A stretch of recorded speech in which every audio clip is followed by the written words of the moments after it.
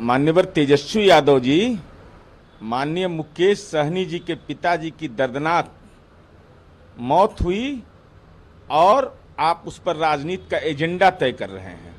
14 घंटा के बाद लगभग आपने पीड़ा व्यक्त किया एक्स के माध्यम से, और आप जो भी अपराधी था, ब्लाइंड केस था, 48 घंटे के अंदर अपराधी को दरभंगा पुलिस ने एसआईटी गठित कर करके उसको कानून के जबड़े में कैद कर दिया।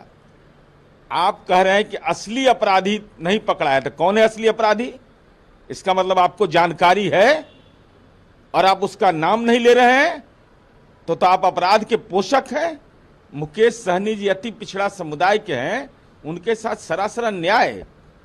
उनके साथ हेलीकॉप्टर पर घूमिएगा, मछली खाइएगा और उनके पिता की दर्दनाक मौत हो जाएगी तो संवेदना के स्वर देने में 14 घंटा और पीड़ित परिवार से मिलने में 20-25 दिन लग गया इनको। इस तरीके से सुप्रीम कोर्ट का जो आदेश आया जातीय जनगणना पर लेकर और आरक्षण पर लेकर, तो तेजस्वी यादव ने कहा कि बीजेपी जातीय जनगणना नहीं कराना चाहती, आरक्षण के खिलाफ है, और जेडीयू पूरी तरीके से एक्सपोज हो गई है, आप लोग इसकी मांग भी नहीं कर रहे हैं। माननीय सर्वोच्च न्यायालय के न्यायिक आदेश का अवलोकन कर लें।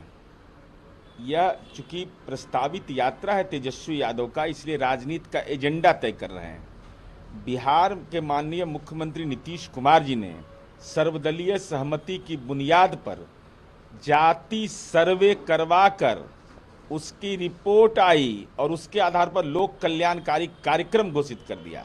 हम जानना चाहते हैं कि तेजस्वी यादव अगर आपका राजनीतिक इकबाल है तो बिहार ने तो मानक दिखा दिया, तो कांग्रेस शासित प्रदेश में क्यों नहीं करवा देते हैं?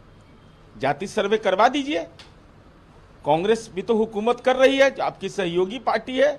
इसलिए तेजस्वी यादव जी, आप पारिवारिक आरक्षण के पक्ष में दलील दीजिए।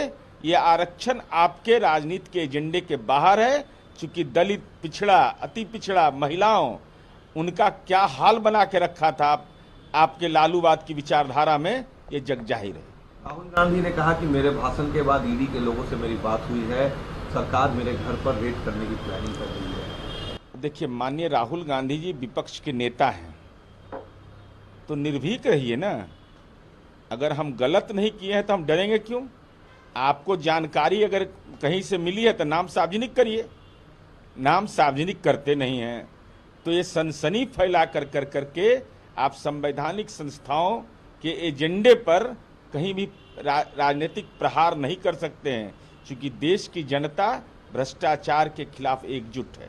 अग्निवीर पर अब झारखंड के मुख्यमंत्री ने कहा है कि ये जो स्कीम है वो कंट्रोवर्शियल है और इस पर कहीं ना कहीं सरकार को विचार करना चाहिए। ये यूथ के लिए ये स्कीम नहीं है, यूथ अब पीछे कर रहा है। झारखंड के माननीय मुख्यमंत्री हेमंत सोरेन जी का मंतव्य बहुत विलंब से आया।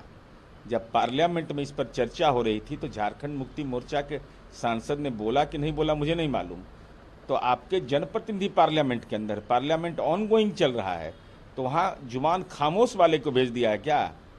तो सारी बात माननीय राजनाथ सिंह जी ने स्पष्ट रूप से कहा है कि सदन में सरकार जवाब देने को तैयार है।